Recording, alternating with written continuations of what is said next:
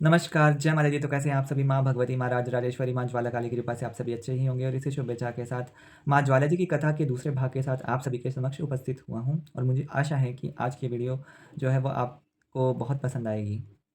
तो बिना देरी किए जो है वो हम अपनी गुरु परंपरा का स्मरण करते हुए और श्री गणेश भगवान जी को स्मरण करते हुए आज की इस वीडियो को शुरू करते हैं। गुरुर्ब्रह्मा गुरुर्विष्णु गुरुर्देवो महेश्वरा गुरुरे साक्षात् परं ब्रह्म तस्मै श्री गुरुवे नमः। ॐ वक्रतुण्ड महाकाय सूर्यकोटिसमप्रभा निर्विघ्नं कुरु मे देव सर्वकार्येषु सर्वदा।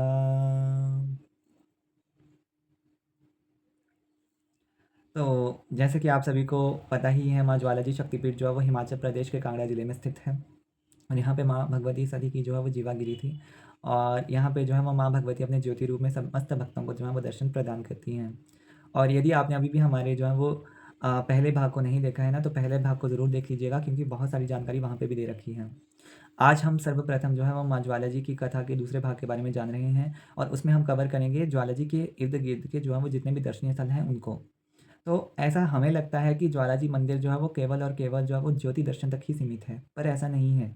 ज्वाला जी शक्तिपीठ जो है वो अ, संपूर्ण रूप में जो है वो पूरी की पूरी पहाड़ी के ऊपर फैला हुआ है और हर जगह पे अलग-अलग देवी-देवताओं के मंदिर हैं। जैसे कि तारा देवी मंदिर, लाल शिवालय, फिर सिद्ध नागार्जुन का मंदिर है, फिर ऊपर अगर आप जाएँगे तो। फिर इसी प्रकार से भैरव मंदिर। तो इन्हीं मंदिरों की अपनी एक विशेष जो है वो महत्व है और मैं आप सबसे एक विनती करना चाहूँगा कि अगर आप ज्वाला जी शक्तिपीठ पर आ रहे हैं ना माँ भगवती के दर्शन करने के लिए, तो इन मंदिरों में भी ज़रूर जाएँ, आपको बहुत ज़्यादा पॉज़िटिविटी का एहसास होगा। तो ज्वाला जी मंदिर जो है वो हमें लगता है कि बहुत प्रसिद्ध हो गया है आज के समय में।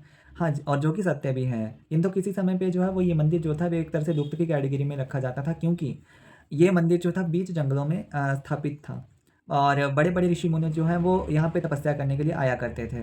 अगर मैं बात करूँ यहाँ पे श्री तारा देवी मंदिर की, जो कि या फिर तारा रानी के नाम से जो है वो उनका मंदिर जो है वो ज्वाला जी मंदिर से उनका जो मंदिर है थोड़ी ऊपर चढ़ के है, कुछ सीढ़ियाँ चढ़ के है।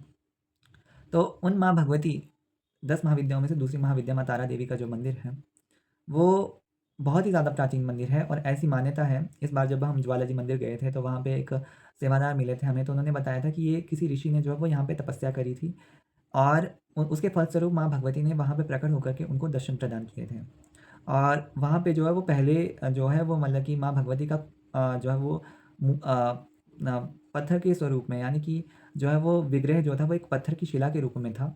किंतु खंडित होने की वजह से जैसे-जैसे समय बीतता चला गया तो माँ भगवती का एक नया विग्रह वहाँ पे स्थापित करना बहुत आवश्यक हो गया था, जिसके बाद जो है वो पुराने विग्रह को बदलकर नया विग्रह रखा गया था।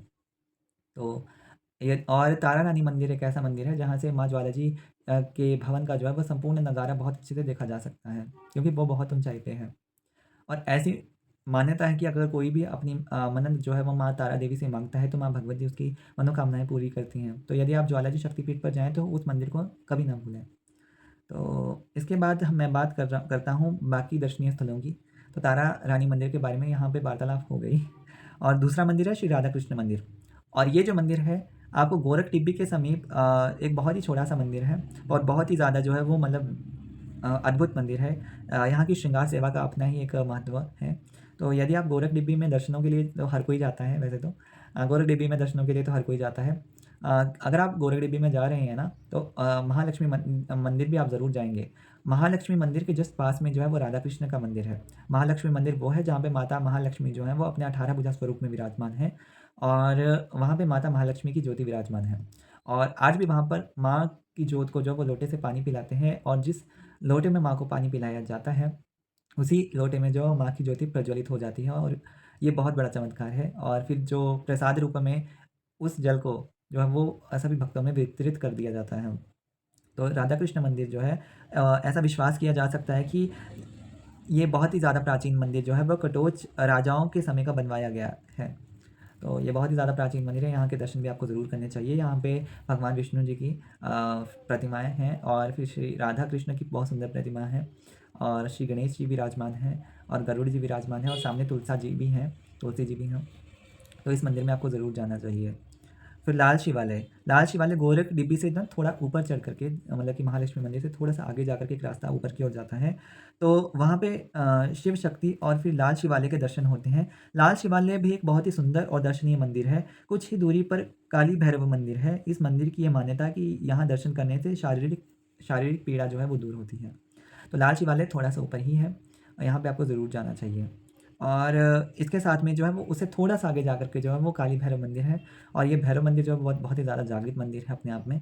और ऐसी मान्यता है कि यहाँ पे दर्शन करने मात्र से ही जो है वो शारीरिक पीड़ा पीड़ा जो है वो दूर हो जाती है। इसके बाद आते हैं सिद्धनागार्जुन।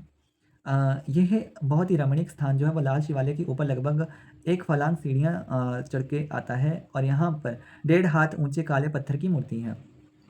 और इसी को सिद्ध नागार्जुन कहते हैं। इसके विषय में ऐसी कुछ कहावत या फिर किंवदंती कह सकते हैं कि जब बाबा गोरखनाथ जी खिचड़ी लेने के लिए गए तो बहुत समय व्यतीत होने के बाद भी वो वापस ना लौटे और उनके शिष्य जो थे वो सिद्ध नागार्जुन थे और वो पहाड़ी पर चढ़ कर के जो है वो अपने गुरु की प्रतीक्षा करने लगे और उन्हें देखने लगे। परंतु यह स्थान उनको इतना मनोरम लगा कि सिद्ध नागार्जुन ने वहीं पे समाधि लगा ली और अब कहने को तो वो अपनी गुरु की आज भी प्रतीक्षाएँ कर रहे हैं। पर ऐसा मनोहर दृश्य देख कर के जो है वो मतलब कि वहाँ का जो वहाँ की जो प्राकृतिक सौंदर्य है या वहाँ के दृश्य उनको इतने ज़्यादा मनोहर लगे कि उन्होंने वहीं पे समाधि लगा कर के बैठ गए हैं और ऐसी मान्यता है वो साक्षात वहाँ पे आज भी विराजमान है। इसके बाद है अम्बिकेश्वर महादेव मंदिर। सिद्ध नागार्जुन से लगभग 1 फर्लांग पूर्व की ओर ये मंदिर स्थित है और ये स्थान को उन्मत्त भैरव के नाम से भी जाना जाता है। जैसे कि आप सभी को पता ही है जहाँ-जहाँ पे भी शक्तिपीठ स्थापित हुए हैं, वहाँ पे भैरव बाबा भी अपने किसी न किसी रूप में जो है वो विराजमान हैं। तो ज्वाला माता के जो भैरव हैं उनका नाम है उन्मत्त भैरव और ये इनका जो मंदिर है उसको अम्बिकेश्वर महादेव जी के नाम से भी जाना जाता है और ये बहुत ही ज़्यादा प्राचीन मंदिर है। और ऐसे शिव शिव पुराण के में पीछे लिखा गया है, आपको इसका वर्णन मिल जाएगा कि उसके अनुसार ये कहा जाता है जहाँ-जहाँ भी सती के अंग या प्रत्यंग गिरे, वहीं पर भगवान शिव ने किसी न किसी रूप में निवास किया है और मान्यता है कि ज्वालामुखी में शिव जी उन्मत्त भैरव के रूप में स्थित हुए, इसलिए ये मंदिर श्री अम्बिकेश्वर महादेव के नाम से जो है वो प्रसिद्ध हुआ। इसके बाद जो है वो टेढ़ा मंदिर के बारे में वार्तालाप करते हैं। अम्बिकेश्वर महादेव जिसे लगभग थोड़ी-सी दूरी की चढ़ाई करने के पश्चात जो है वो टेढ़ा मंदिर के दर्शन होते हैं और टेढ़ा मंदिर जो है वो भगवान सीताराम की मतलब पूजा के लिए जाना जाता है। यहाँ पे भगवान श्री राम ज और माता सीता की जो है वो और या फिर मैं यूँ कहूँ पूरे राम दरबार की जो है वो पूजा होती है। प्राचीन निवासियों ने कहा है कि भूकंप आने के पश्चात ये मंदिर टेढ़ा हो गया था, यानी कि तिरछा हो गया। आज भी आप जाओगे ना ज्वाला जी मंदिर तो इस मंदिर का जो है वो एक बार अगर आप रुख करेंगे ना तो ये मंदिर आज भी टेढ़ा ही है। और लेकिन देवी माँ की प्रताप से जो है वो ये मंदिर आज भी देखने में टेढ़ा है। ये गिरा नहीं है, किंतु आज भी टेढ़ा है। इसलिए एक एक और झुका हुआ ये मंदिर है। इसका जो शिखर है वो एक और झुका हुआ है, इसलिए इसका नाम जो है वो टेढ़ा मंदिर के नाम से जाना जाता है। और ऐसी मान्यता है कि यहाँ पे मतलब अज्ञातवास के समय पे जो है वो मतलब कि इन्हीं पहाड़ियों के बीच में जो पांडवों ने एक कुछ समय के लिए निवास किया था और यहीं पे जो है वो रामायण काल के साक्ष्य भी आपको देखने के लिए मिलते हैं। इसके बाद है सेजा भवन। अ, सेजा भवन जो है वो ज्वाला इसके बाद जब हम जो है वो पूरी यात्रा करने के पश्चात आस-पास के मंदिरों के दर्शन करने के पश्चात जो है वो मतलब कि जब हम ज्वाला जी मंदिर की ओर लौट आते हैं तो सेजा भवन के दर्शन होते हैं। और सेजा भवन जो है ये भगवती देवी ज्वाला माई का शयन स्थान है। भवन में प्रवेश करते ही बीचों बीच संगमरमर का पलंग सिंहासन बना हुआ है, जिसके ऊपर चांदी लगी हुई है और कुछ सोना लगा हुआ है। रात्रि 10 बजे शयन आरती के उपरांत भगवती के शयन के लिए कपड़े व पूर्ण श्रृंगार के सामान जो है वो साथ एक पानी का लोटा रखा जाता है। ऐसी मान्यता है माँ ज्वाला जी इस शयन भवन में जो है रात्रि काल में शयन करती हैं। तो ये थी संपूर्ण विवरण माता ज्वाला जी के मुख्य दर्शनीय स्थलों के बारे में। किंतु ज्वाला जी मंदिर के आसपास और भी बहुत सारे मंदिर हैं जैसे कि अष्टभुजा मंदिर, फिर हनुमान मंदिर, गणेश मंदिर, तो यहाँ पे भी आपको ज़रूर जाना चाहिए। और बहुत ही छोटे-छोटे मंदिर हैं और सबसे बड़ी बात है एक और मंदिर यहाँ पे इंक्लूड करना चाहूँगा। लाल शिवालय में ही इसको कवर अप करना चाहिए था मुझे। ये है ध्यान भगत जी की जो है वो तपोस्थली।